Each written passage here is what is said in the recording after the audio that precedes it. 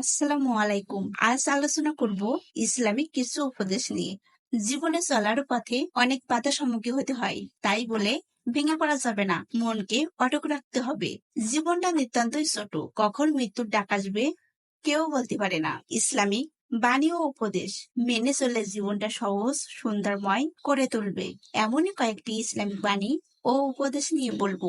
এক, যে ব্যক্তি অভিশপ্ত কিন্তু তার খারাপ কাজগুলো পৃথিবীতে রয়ে যায়। দুই, তোমার রবকে ভয় করো না কেন, যে তার রবকে ভয় করে সে কখনো একাকিত্ব অনুভব করে না। তিন, যে ব্যক্তি ধৈর্য ধারণ করতে সক্ষম সে কখনো সফলতা অর্জন থেকে বঞ্চিত হবে না, তবে হয়তোবা সফলতা পাবার জন্য একটু বেশি সময় লাগবে। চার, অপরের কষ্ট দূর করার জন্য কষ্ট করার মাঝে রয়েছে মুহূর্তে প্রকৃতি নির্যাস। পাঁচ, ছোট ছোট গুণাকে কখনো হালকা মনে করো না, কেননা সামান্য স্ফুলিঙ্গ থেকেই বড় অঙ্গীকাণ্ডের সূত্রপাত হয়।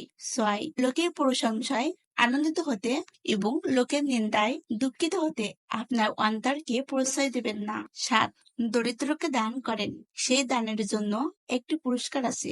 আট, মাতা পিতাকে কষ্ট দিবে না। নয়, সত্য কথা লোকের নিকট অপ্রিয় হলো তা প্রচার করে যাও। 10, জুলুম ও অত্যাচারী লোক কেয়ামতের দিন অন্ধ হয়ে উঠবে। 10, সালাত জান্নাতের চাবি।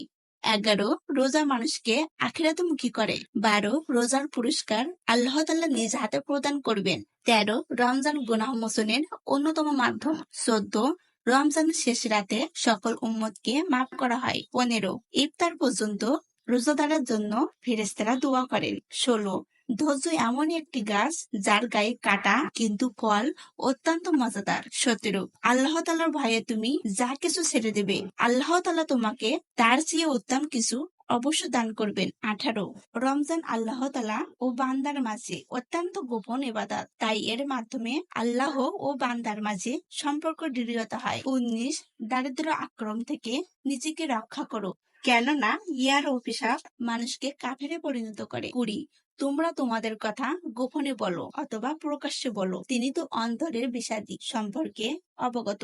ঈমান না আইনে তোমরা জান্নাতে প্রবেশ করতে পারবে না। 22, রোজা কিয়ামতের দিন সুপারিশকারী হবে। 23, রোজাদারের জন্য প্রতিদিন জান্নাতে সুসজ্জিত করা হবে। 24, যে ব্যক্তি মানুষকে দয়া করে না আল্লাহ তাআলা তার উপর রহমত বর্ষিত করে না। 25, তোমরা মদ্যপান থেকে বিরত থাকো। ভিডিওটি শেষ পর্যন্ত দেখার জন্য সবাইকে ধন্যবাদ। আসসালামু আলাইকুম।